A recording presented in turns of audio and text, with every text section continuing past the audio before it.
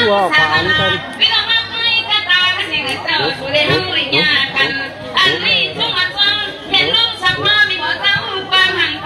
มตาแต่ละกันตามีนั่งคำความมีนั่งสักทีหนักไม่ใหญ่เท่าแก้วมีสีสุบังกระเรามีหัวเท่าความจำไปเปลี่ยนความมือย้อนเขาสังโคปั่นเดี๋ยวนี้นะซึ่งวันนี้กูดูทั้งอะไรข้างขวามีนั่งข้างความว่าลูกสีมันสูบแถวความลงมาที่มาย้อนให้ไปเป็นเจ้าลูกเจ้ากันให้เป็นสักทีไม่ใช่นามีใหญ่มีเขาเงินนำมันไม่ลูกก็สู้ตั้งหลักฟังมือเขาเลยมาแค่สู้อย่างอีนี่ก็สงการเสียก็จะไปเสียจนเขาไม่ทัน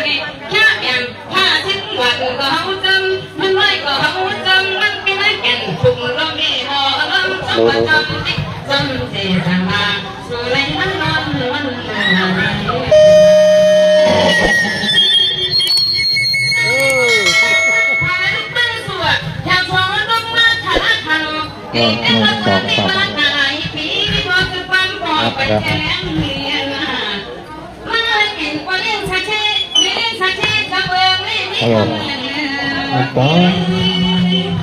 แต่ว่าเป็นการที่ยอมพี่นั่งคำพ้องเจ้าสีสนาย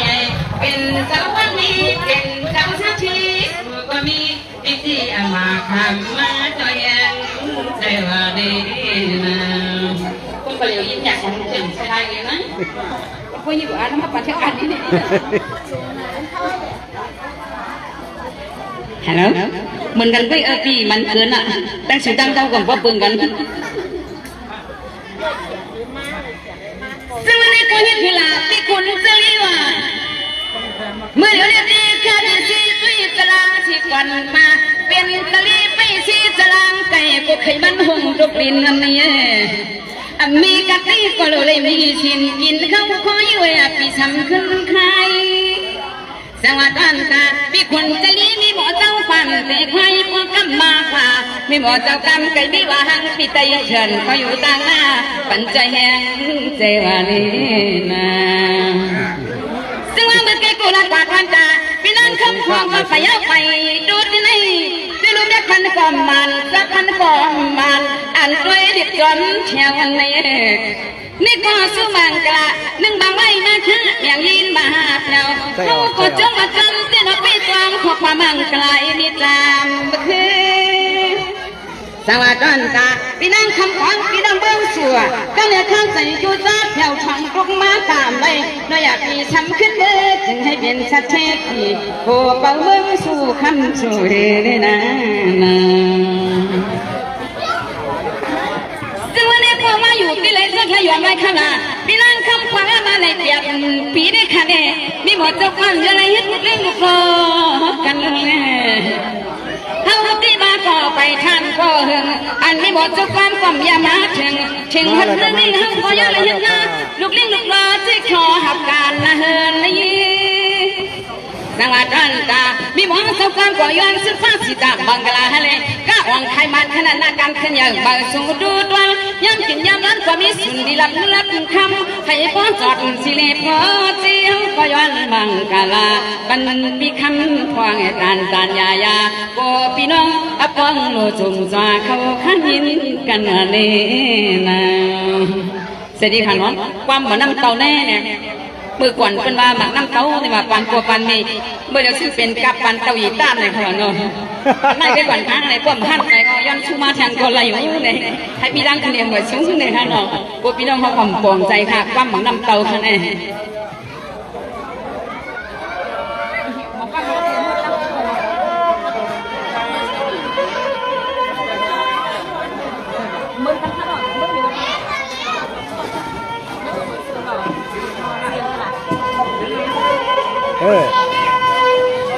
มันยังได้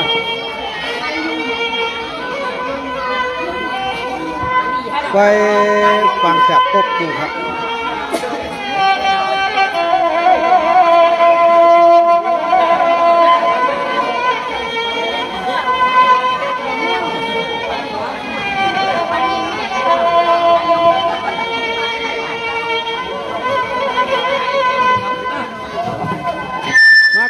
มาใส่ในกล้องนะคะใส่ในกล้อง กระ นะ ดาษน้ำชาผมใครนี่ก็พี่นางองค์หลีพี่นางองค์ยงหลีเท่าทั้งเลย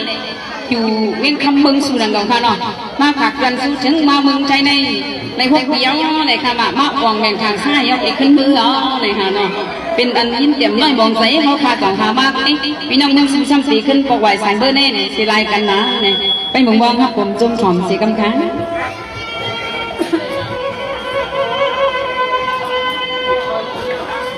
ซึ่งว่าเป็นองค์เลีย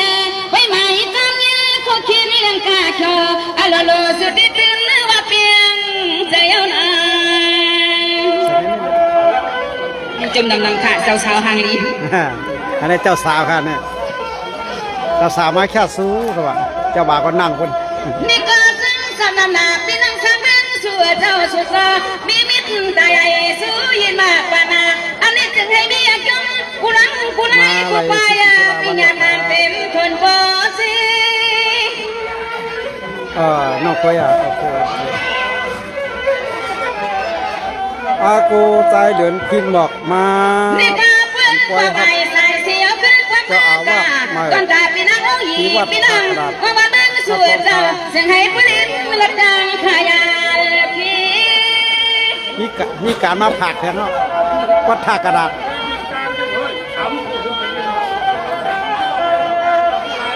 เสียงลิกนี้ข้าก็ยันนิดหาสวงาสังพลังพลังนับผู้ว่ามือกดขึ้นหน้ากดจึงให้เท่าละเพผู้นำผู้เนที่เลยนอนจิมมือมาตีลุติกาให้บริการหาคาที่ลงกวนเคนาคาเจนา26เลย27มีการนะที่บอกผู้ชมซึ่งวันนี้ก็เป็นวันยงเลียลีหัวมันตัวมันวันที่ขยะสู้เจ้าบ่หักกันไปมันจะคือเลียงแงลูกมีควันคู่สวยใหญ่ชื่อพี่ลักเลียงเข้าเลยเข้ามาบ่เข้ามาทั้งหมดนี่ละพี่นางยงเลียลูกเต็มเบิ้งสู้มาอยู่สีเบิ้งไทยเลยหัวปีสีสนาสู้พี่บาลีอันเลยมาก่อนสู้มีหมอสุขังคือเต็มไปมาลูกเสลเมื่อเชี่ยวกระเทียงเขาเลยเชี่ยวกระดิ่งเขาเลยพี่น้องเขาดังนกกำพองไปที่เขาเขายิ้มเลยพี่นางยงเลียพี่นางคำควางสังหนอปีตั้งห้างเจ้าคณะขนมดีอยู่ชาวเมืองสุนันทาเตรียมซุ่มเขาเขาเตรียมซุ่มค่ะอันนี้ก็หมอความค่ะเนี่ยน้องคำอิงเมื่อเรียกไปหมอเขานะเพราะว่าลียิ้มเนี่ยเขาไปอู้คันเอก็นอขยันบังกะลาอย่าพี่ให้พี่ลองตั้งไม่ตั้งเคเมื่ออยู่นอกไกลเพื่อนกันแย่ก็จะให้มาเลยกันจนเอลีขนาดทำป้ามกันค่ะใจแช่ออกกาค่ะวันที่26-27แล้วค่ะเด็กกาวัดท่ากระดาษค่ะซึ่งวันนี้ค่ะพี่นางยงลีพี่นางคำขวาข้าพาความสว่างบังกะลามือเสียงดีนะวะให้พระพี่กะกลางลงกลางตำรวจปวดหัวจะตั้งจะแคบมาไว้เลยว่าพี่นางจำคือในถูกใจนะ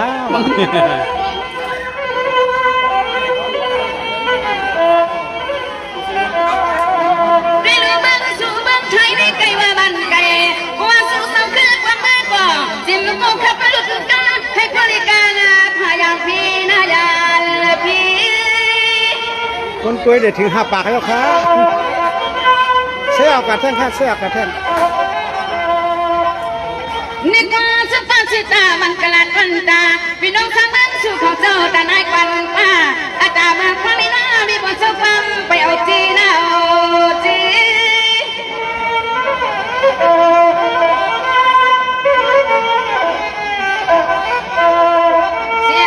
ขาดจมมาจมได้มาหกยาปีสองพันหอดได้เหมือนที่ตั้งน้ำกันยาอันบัดความเป็นมาต่อไปเบลอำยำตัวผู้จ่อหันหน้าหอตาที่เป็นนา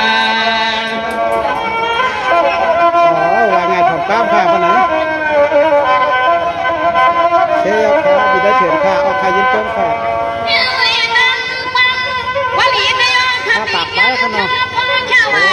นค่ะขอบคุณตามตัวตั้งแต่หัวใจตั้งแต่ยกนิ้วมันครับบางแขกก็ปูน้องน้องเหล่าวันเลยน้องโน้นนี่ครับ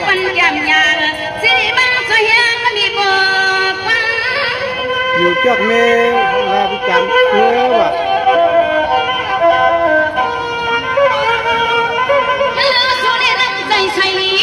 ที่เขาจำปีที่หมอสุกังแก่นเลี้ยงสุขมาใจสู้อันหนาหาง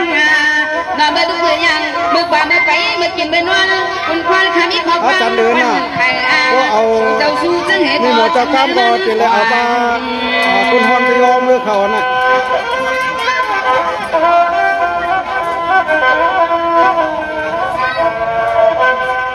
จังอะไรก็ทันขึ้นควันยันฟ้าพี่น้องสู้ขันเข้าตันยาง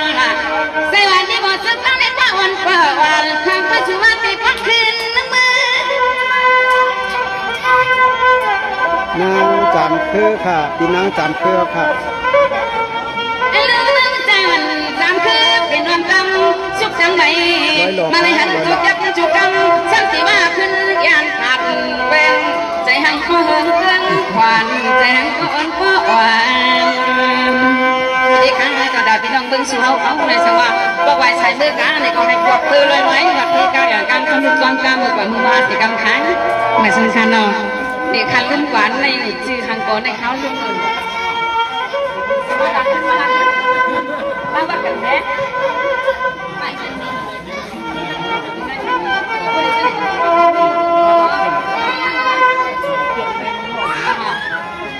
เดี๋ยวถึง6 ปากถึง6 ปาก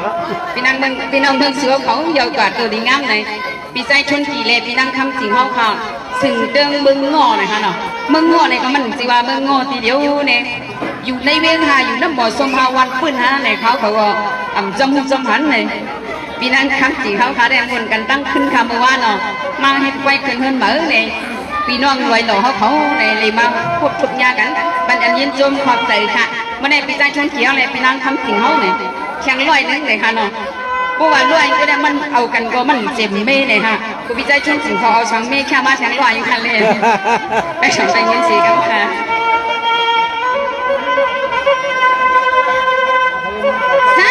พี่ใจชนสิงพี่ใจชนกี่พี่นางคำสิงกึ่งกันนางหัวด้านมีว่ากันที่ขนมมีที่นี่สังนี่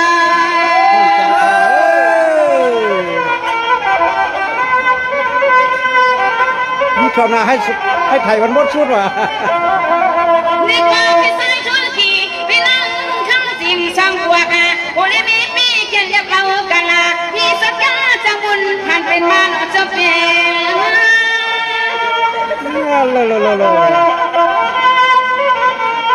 ไปย้อนก็ได้ใจนี่ก็เลยเป็นชิดตาให้คอยห่วงความน่าฟังพอช่างเราไปตั้งได้กินข้าวข้าวหมูอยู่ห้องห้องจังห้องเรืองส่งสมองซาตาหน้าห้องต่างเลยอยู่ห้องกันหน้าเป็นกลางพยานกัน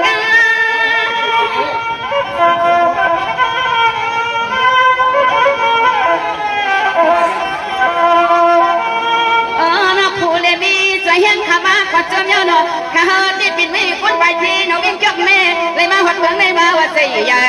สู้ปีทุนกี่เขาปีคนดวงนอปีทุนกี่ผู้เล่มีสักทีดวงเจ้านา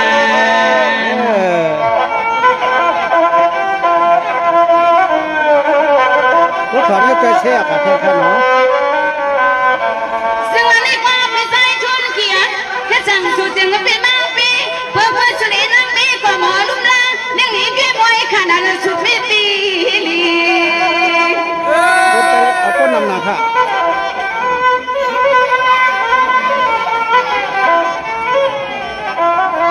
ซึ่งวันขับมาไปใส่ทุนขี่หัวสั่งหัวตั้งมีที่อะไรนี้ต้องอยากไปกินขี่อันเมื่อปีนี้มาสยังมีเสียงจะไปห้องฟังก็เจิงน่าเลือดกว่าน่าเลือ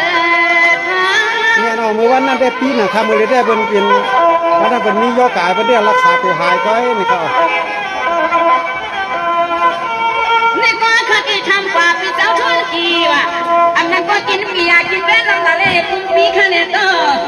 อันนั้นก็พี่นางคำสิ่งเลี้ยงมีหน้านวัตตาสิเจอมุ่งสอ ปีฮันก็หมอปี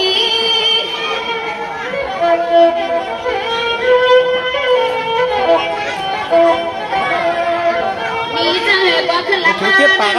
ทนกีผู้ได้มีกว่านำชีมากเลยมาแค่ปัจจัยที่มอจะควมมาจมนานาบังกลาสู้ดีดังขยอนาเดี๋ยวถึง7 ปากแล้วครับเดี๋ยวถึง7 ปากแล้วเช่บันแทงค้าซึ่งอันนี้ก็พี่ไฟธุรกิจพี่นั่งเข้าจริงอ่ะมหักกันกว่าคณะมหักกันกึ่งอย่าลืมมาเฮาเกียบเหนือใจจังบักตาชมชื่อลูกตีกันนะเนาะ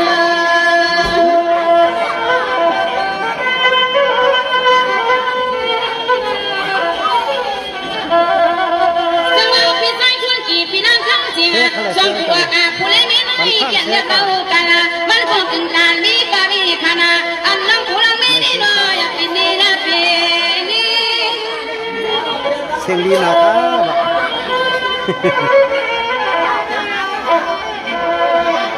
เสียงเล็กอีขาดจะมาจอมยันลมชาไม่ลมชาอายอเปียวว่าปยามาได้สั่งต่อหันนั้นผู้เล่นเป็นว่ากันได้น้อยมีหมอจะพามาประจมยันนาจึงให้พี่มาการปาที่ฮันตี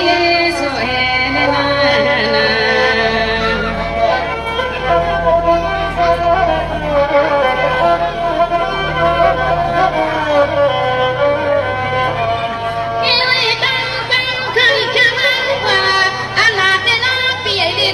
ลงมานั่งคงกอง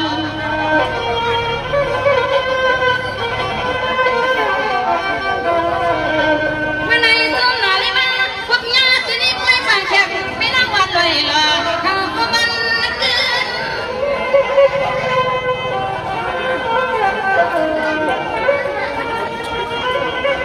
นี่ดูมึงไม่ดีคอยกินข้าขนาดว่าเปิดเป็นสีสันเทกแหลมไม่เงือคนเห็นหน้าทำไปก็มันเที่ยงซอยนกไปขอบคุณเขาเงินก็มันเลยนะค่ะตันตายายามีหมอสาวฟังก็ยนเที่ยวมาชีปล่อยปลาแค้นก็ปั่นคว้างว่าปล่อยมาส่งค่ะที่ได้ช่วยจริงที่ได้ช่วยจริงที่ได้ทำจริงเขาย้อนไทยเลยนี่มันก็มองหักกันกว่าต่อสู้ตัวฟังสีกำค้างมาส่งค่ะมาส่งเล่นวันกันเจ้ากูโดนกูบ้านสีกำค้าง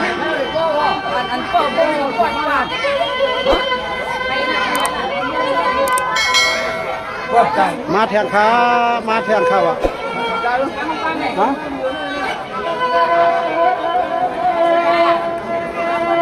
เนี่ยด้วยในอ่านอินคารานะว่าดูมันจะเรียกมันจะเรียกจะเรียกออกเนาะ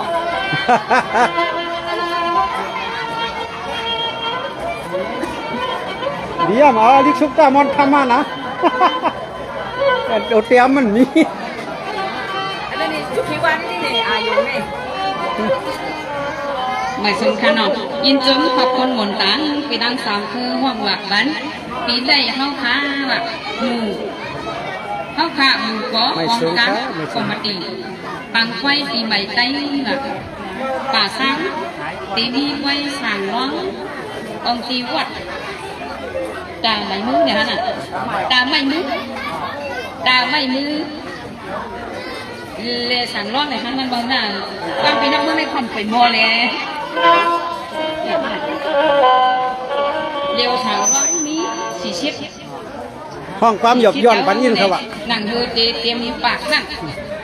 น้องจังห้องลูโซ่ไปก้อยสั่งร้องขึ้นท้าในฮาวานองก็ย้อนความมาสลีลาชุนคุยกันวันหงเลยฮะเนี่ยอ๋อใช่ครับคุยกันวันหงได้ใครอ่ะอ๋อกินจนขวักเจอให้พี่น้องเขาพวกไม่นวมเขาพี่น้องมาไม่ใช่สุรกรเขาอะไรมาเขาไปปากแขกวันเมื่อไหร่เนี่ยไล่เป็นเขาไว้เป็นพี่น้องเขาเนี่ยกูตีกูตั้งกันเอาสีเสียงเกียรติท่าเกานาชิบหายเนี่ยผู้ใดสินว่าในสวรรค์มีทุกด้านการเก่าให้เอาเฮ็ดเข้าทางศาสนาเฮ็ดเป็นไว้สั่งร้องคนไหนมาผันคนมาใช้ไม้ได้ไหมครับเนี่ยมาผันเส้นไม้ที่สลีเจ้าลุงสลีหลวงเขาค้าเลยค่ะเนาะอันนี้ฮับตอนอยู่กูเช่าสีซูม้องเลยค่ะยันสิต้องกันดูล้างใครเป็นชาวเป็นร้องเป็นเงินเป็นจ้างสีกำค้าเนี่ยขณะพี่น้องเขา ชมพวกคนยินยินพากันเอาหมดดังเสียงสิกันค่ะเป็นวังผงสมของสิกันค่ะ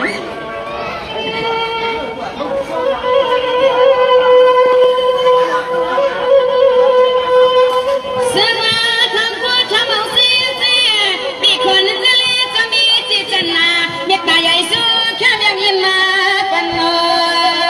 น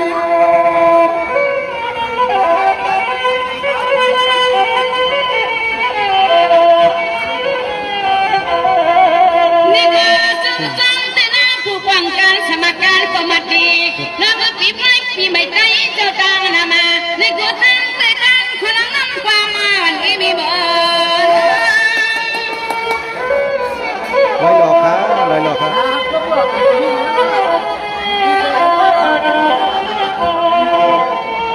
นี่ก็ข้าก็สงสารพี่น้องมโนชายานันกันกุฏิกุกันใครเนาะสวามีลูกนางก็จึงให้ผู้นี้เห็นมาลูกคนลูกลาง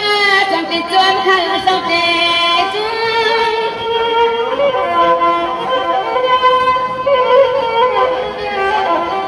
คนตัวเองก็ปากไป จะมาห่วมกันนอสู้เลยฮะนอก็เลยก็ผู้อามีดุงลางเลยเป็นเจ้าบุญเจ้าลางในมันกูเชื่อยาเอาสักกลางจะมวนสวงน้ำมียามีสตังห้องที่ขยนา ลอยหลอกค่ะลอยหลอกค่ะพี่น้อง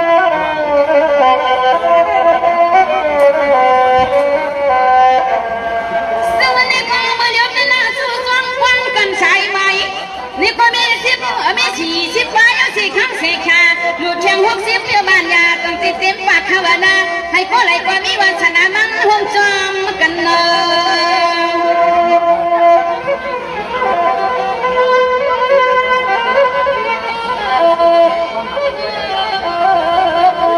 นี่ก็มาห่วงดูห่วงมือ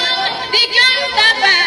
ดิจังไม่เบื่อเขาว่านะก็นาลาให้ก็เลยก็มุ่งเลยเดี๋ยวมุ่งเกหนาอันนี้ที่นี่ทิพย์ไล่ที่นี่ดุกวางไล่ขึ้นไล่ลวงนี่ก็มาน่าสุขเศร้าขึ้นมา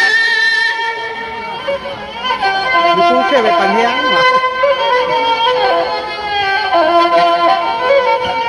ย้อนหน้าหลักนาป้าพี่น้องพี่น้องกุฏิกุดังเจ้าลูกเจ้ากาทราบเจ้าเข้ามาที่ไว้มังกาลาอันคำขึ้นในพระว่ามีเทศนามาห้องกวางกันนามาห้องสาธุสวงกันทะเลมา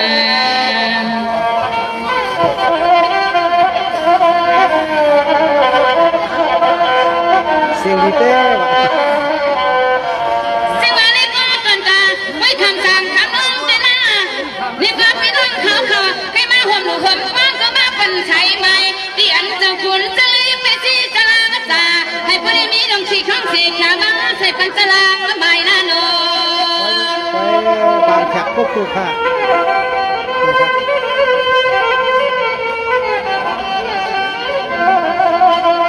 ใส่เส้นไหมลับมาที่นี่ที่สุขวันวันขึ้นในขาเน่มีหมดจุกฟังกุลปันติมาติตัวมายาใส่ลำปังขยันจับมาดิตามายันเชงปอ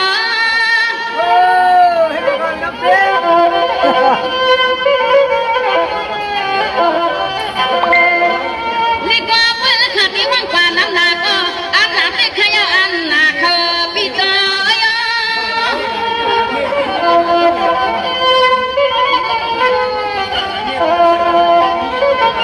โอ้แค่วางจนต้องปีคุณจะลีเจ้ามี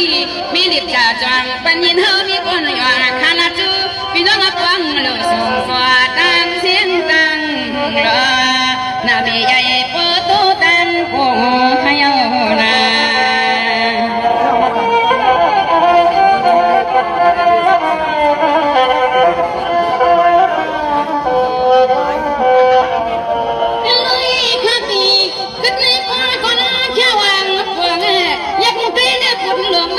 ไปใจ นั่นแหละนั่นแหละ มีความคดีว่าเป็นบ้างไฟบ้างลิ้นฝันเกี่ยวลิวไหลสู้พี่น้องเจ้าเขาด้วย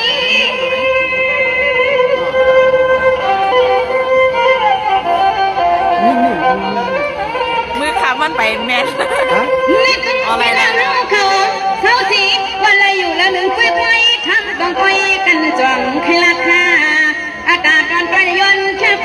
วันฟ้าด้วยละนังคติไว้มีเตจะดีขนาดนั้นก็เสาลุงสันตะลีเขาค้าในให้เขาห้องหมักผักปันใจสู้มูสวปันกว่ามีคนเมืองเขาในให้กว่ามีน้ำใจใครเอาลูกล้างกลางเก่าขึ้นการขึ้นย้องเฮ็ดเสาสั่งเสาร้องไหนให้มาปั่นใส่ไม้สีกำค้างในบ่อสงกัดเย็นนี่นอนกันเจ้ากูโดนกูบ้าสีกำค้างมาสงชาเขากัดเราเลยกัดแต่นะ เนี่ยเป็นมันเขียน ฮะ เนี่ยมันเขียน อ๋อมัน มันเขียนเนี่ยมันเขียน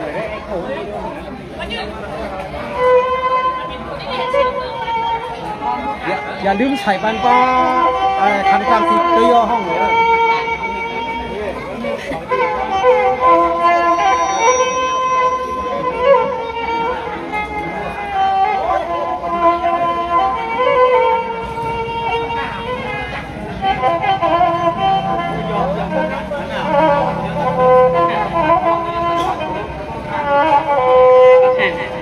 มาสงขายเย็นจมขอบเจอ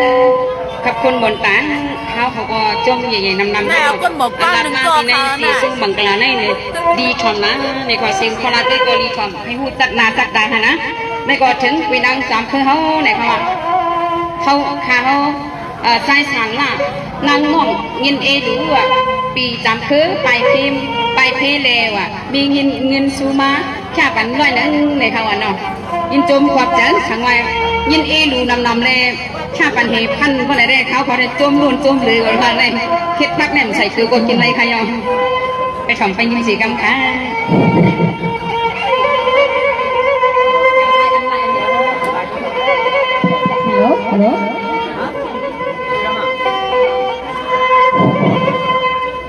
ฮัลโหลพี่ใจสั่งว่าเขาทะเลมีนางน้องเขาในฐานะคาลูอยู่ตีเลมหูขายเอาไหนยินจมความใจอะไรว่ามีน้ำใจนางตามคือเขาไปที่หมักวางรองหยาบขุดพี่จังหือไปรับมีมดผลค้าแน่นอนในกความใจค่ะให้ชมไปยืนสีกำแพง ไอ้รางวัลเขาอยู่ไรพันอ่ะ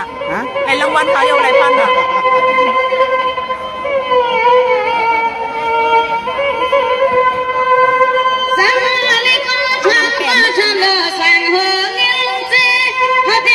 พี่น้องไปพีติมันยาสุดจะมีสิจะไหนในก็นั่งข้าจงมือนำเดียวหนอเจ้าหนอ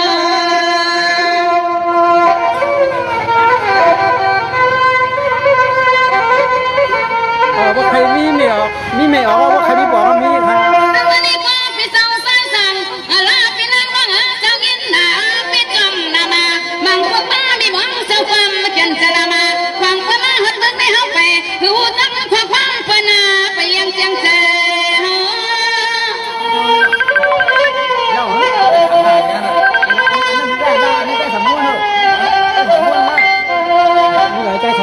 นี่ก็ไม่เศร้าใจสั่งลงมาพี่น้องว่าเราส่งปวดแอบพี่ตาเราไม่เสียกันตายแย่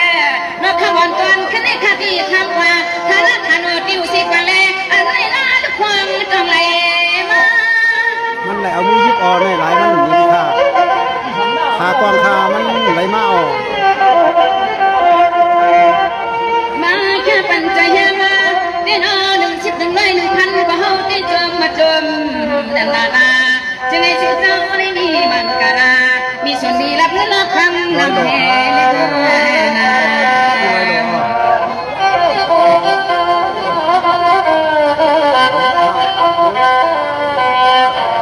สังวาเป็นเจ้าซอยสังลาเป็นก็เลยพี่น้องว่างหนาเป็นจริงก็เลยเรียกสิว่าผู้จะใครละนะแค่ทำทุกมาก็ไปทันพอหึงหน้านอ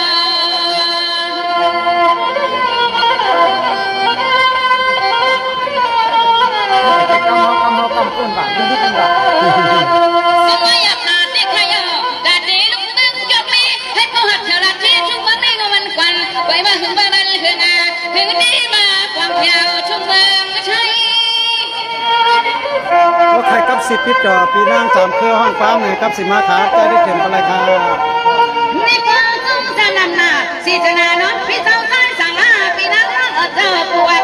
สู่กดไปแล้วเฮากดไปนั่งกันไปนะเนาะเจ้าเปียไปสู้ขึ้นดีๆเฮ้สู่กดใจเลื่อนแค่ยาสาวาง เห็นลิกจ่าต่างปันธรรมะก็เป็นลิกไตเขาก็จอมยันนาไตนังกันก็ใจแหงกันนะคะน้อง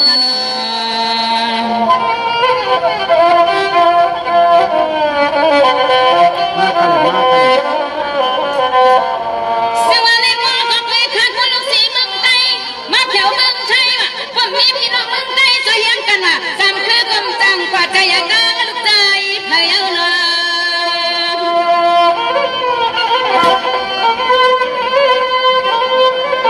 เรื่องไรเกณฑ์น้ำตาว่าเอ็ดดูพี่น้องกวาดห้องเขาหรือเปล่า สวัสดีชาโนดิวชูมือที่ห้างสร้างสรรค์ในไก่บ้านไก่อันนี้ที่พันเมืองไม่ได้เตรียมมาจากสามวันเราจะสร้างวัน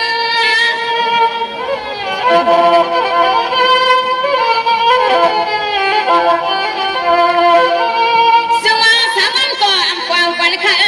วันตะลุนเจ้ากำกวางให้ลันกัน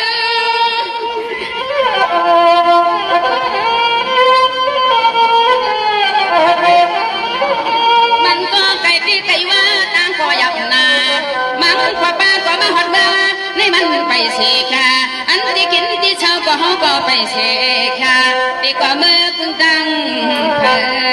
ที่ก็มือพึ่งตั้งพี่คนจะเล็กก็เขาพี่ก็กินลูกที่นอนเขาอันนี้นะ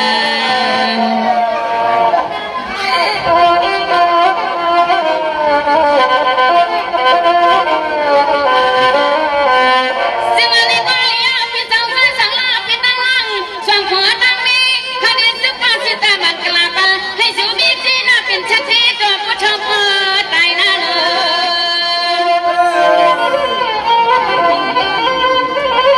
อยู่นั้นในริมเสกของถูกกระดาษ ซึ่งว่าจะด่าตามพ่อก็เลยในคนนับในเป็นข้อคนแรกในข้อสวนจันข้อขีนับเชกัม มีป้ายสิครับครับโอ้พี่น้อยไปผับเต้กันเนาะ อย่ามาดูเหลียวในย้อนแค่พอตะตังมีสังลาเขาแค่ปันใจยังขามายังปันว่าขึ้นใจไม่ว่าปันแข็งใจหนึ่งนอนนานอย่าอย่ามองจองนะพ่อดาราอย่าปีสิกูดันเหียมานาสวัสดีค่ะน้องพี่ใจสั่งมาเป็นนักน้องในยินจอมขอบเจออะไรมาช่วยเฮียงเจอเขาในกองมีเฮียงเจอมาอย่านำเด็กมาบอกในกองเป็นพึ่งบนต่างอย่านำทางในก็ถึงว่าน้องจำคือสักดิ์ศรีชิพามีคนน้องห้องน้องจำคือไงผมมาเพื่อปนจิตตัวอะไรวันนั้นปีไส้สั่งบนว่ะนั่งไม้ว่ะมีเงินสู้บ้าว่ะให้ห้องว่าอันมีก้อนหนึ่งเย่าใครมีสองก้อนให้ห้องว่าบันยาวๆเสียกำค้าในหอเนาะเป็นจังไหนไหนปีใจสั่งม้วนน่ะปีนางไม้มีเงินซูมาว่ะให้ว่างวักมัน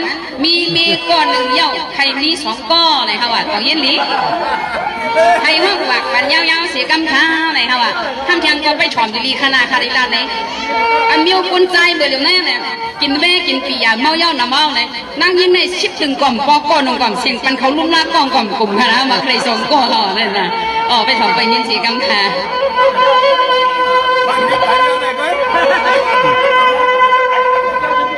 เสียดายไม่กล้าไปคำลาพี่ใจสั่งวันควันเลียที่ปวงล้วนมาสั่งคือได้ขี้บ้านเป็นตัวมันของกันเฉลยกูมันตัวมันนั่งหิมากันเนื้อโน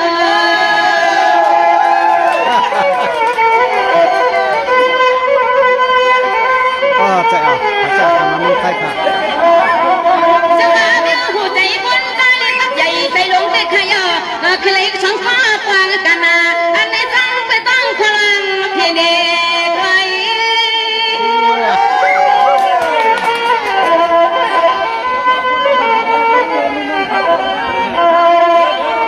สว่าเบี้ยวมาเบี้ยผู้ยังไม่คันเอมาถูกกาโลมาเบี้ยผู้ยังไม่คันเอชิบถึงกล่อมกว้างกว่าหนึ่งกล่อมเสียงสักกาเกี่ยวเราล้อผ้าสูบผู้ใจเลยอ่ำในอันนี้นอเกี่ยวกับน้องสางามี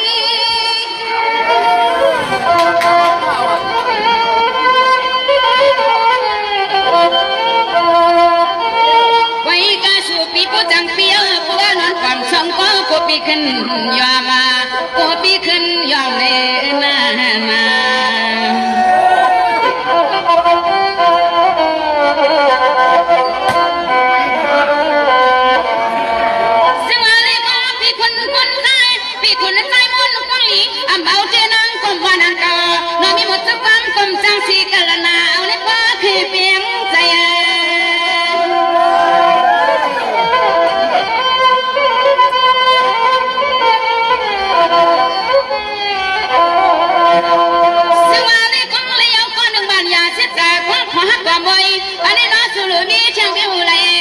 เจอปันหวานที่ก็จำจะให้สุขให้กินสังก็เฮาหักจูมักสังก็เฮาคำหาเลี้ยงเรื่องเรื่อง เอ้ย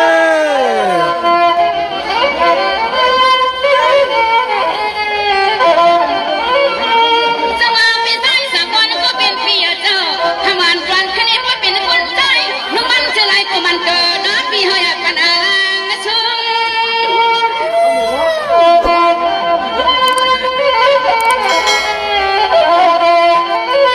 ช่วงไม่เอาสู่ใครมีเรามีน้อยไปละเล่นเนื้อในผู้เงินปีกลุ่มรวมมาเอาเล่หอมพอจังสีกันนะมันก็จำกับจอมป่านอยู่ยาวในนะ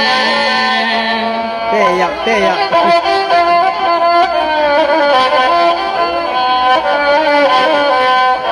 ซึ่งวันนี้ก็เพื่อการศาสนาก็คึงเหลือมั่งอย่าไปเอาน้ำจังห้ามกันละเวลาจะถือกิ้งกิ้งโจจะตาปีโป้ขึ้นอยู่จนแข้งสาโบจะตาอันใจปีขึ้นไหวหัวกลมลงมาเรียนเนิน โอ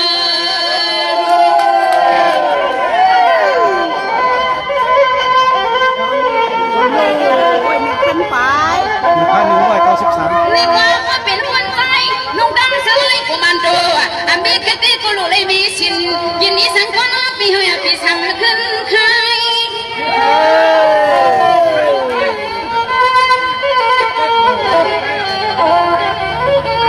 สว่าคนน่ะกวางใจว่าฟังจะอยู่บ้านยากันแต่มีหมดจะฟังความอยู่ค่ะสาวที่จูบังจุดนั้นไม่ตาเสมีหมดจะฟังคนที่โคตรจ้องกันน่ะหลุดลอยสู่ปีกวนใจ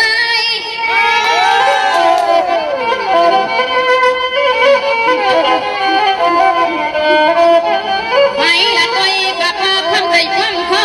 เมื่อคืนได้ในก็มาได้เห็นข้อความบังกะลาหาเจ้าบังกันลาคำเลยคำเลย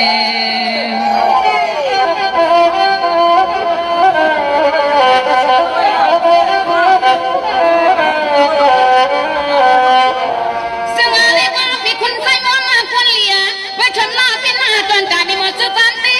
เป็นหือก็ยกเป็นเต้าก็อยากหักหักความสุดนะเป็นห้างหลังดุดก้นความต่างโดยห้างยุกยุกอย่างไหนก็เฮาเอา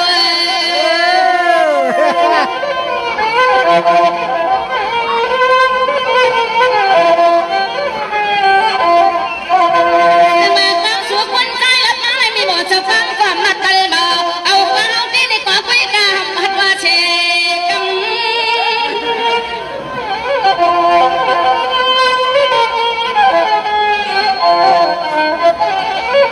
แต่มาเวงวางกันได้หนึ่งวันฟ้ามาหนังเจ้านามาคมเชเชให้ว่าความหัดยุ่งหัดก็กูไม่บ่เจ้าฟังเอาในที่ยนา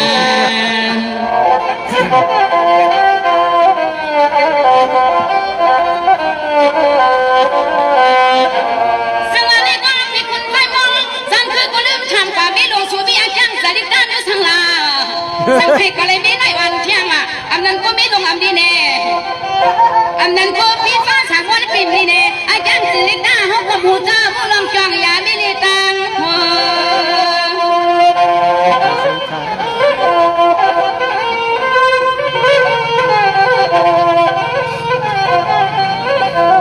จะว่าฟังคือไปว่าอยู่นาวิหันนาเขาพูดได้ฟังมือมันยอมมันคอวิโกดีฟังมือมันเคยดวนความสว่างมี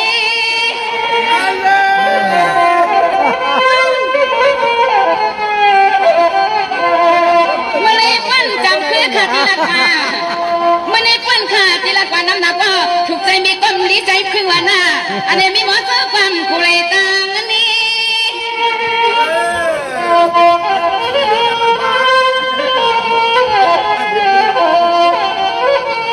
ไว้กาโนในความวันป่าว่าพอกันกาเมพิจิตจะไว้นะโอกาเงินกาคำกาโอกาไปน้ำแบบน้ำตัวแล้วก็เกนั่นน่ะอุตส่าห์จำมันละทะเลอยู่จนเชื่อใจเตียวมา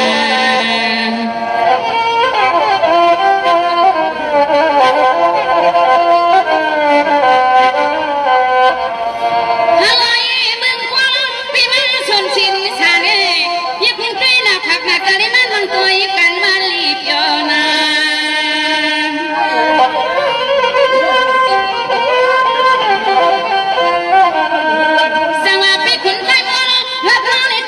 จึงไปฉีดยา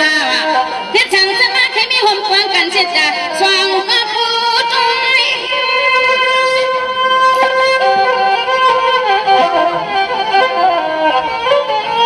สุดที่ดูสังเก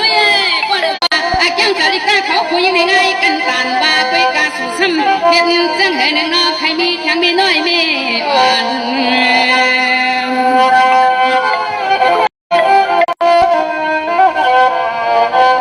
เสียงว่าขบวนฟันขึ้นหน้าวันจำคือขามวนอำชวนเอาไปย้อนให้เป็นลูกเบี้ยว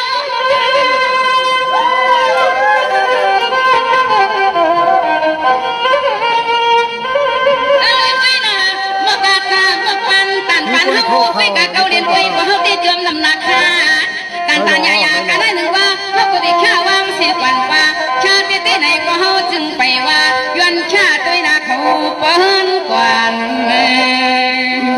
สวัสดีค่ะน้องให้ก็พี่ใจมูลเฮาเลยพี่นางไม้เนี่ยให้มีเราหันเจอเนี่ยค่ะเราหันใครเป็นบ่ให้เจียวเลยเจียวเป็นผู้ปางเขียบ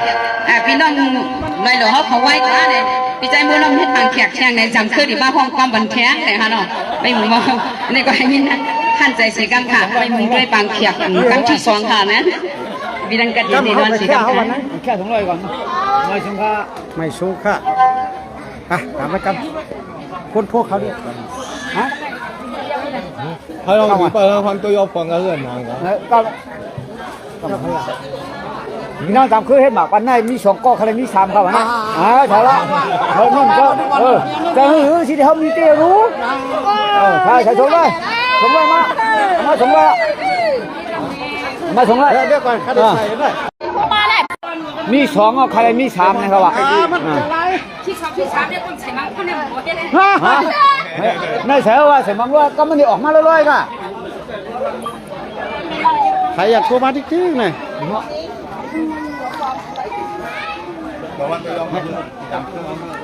เอาตัวยอนให้ก้ามากินน้ำไปก่อนนะ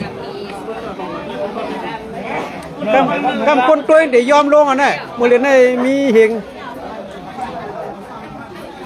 ขอความย่ำคืนนะขอโทษเขาดีๆหน่อยมันจะยอมดีกว่าให้ความหลงเลย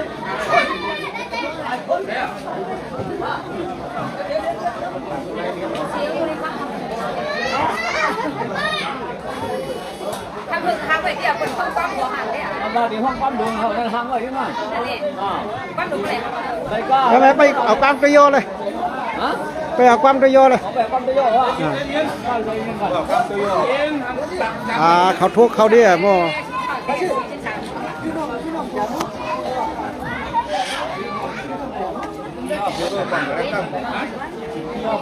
มันนำหันเอากวนเอาเอิมนายฮัลโหลส่วนเจ้าทูฮอนห้องกินเวไหนไงเอาข้าวยำอย่างก่อนเลยเอาเวลามันคดีให้คิดว่าคิดขยอนำตำบึกจบใส่ตอนตัวเองยามยา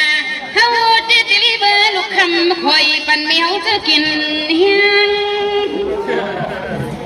จะไว้ในป่าจะเดินไปเจ้าใต้ฉันนั่งอยู่ปัดนั่งหน้าเขาเจ็บเบื้องปังสีเลี้ยงเลี้ยงสู่ก็ตื่นว่าฉันมานั่งตัวกันนาดีนะเจ้าใต้กันกวาดเล็บนันอันลงฟันตะยอมีหมดจุกความแค่กว่ากวนจุกกำสวัสดีตาโน้ตไปเจ้าใต้เถินซ้ำปากว่าไปเอาหันความตะยอสิฟันว่าฟังผู้หมดตะยอสัมพันธ์ก้นยองอะไรเกี่ยวก็ยองชาดำเดือดดันไฟเชนมาห้องตัวขอฟังดวงวันนี้นะ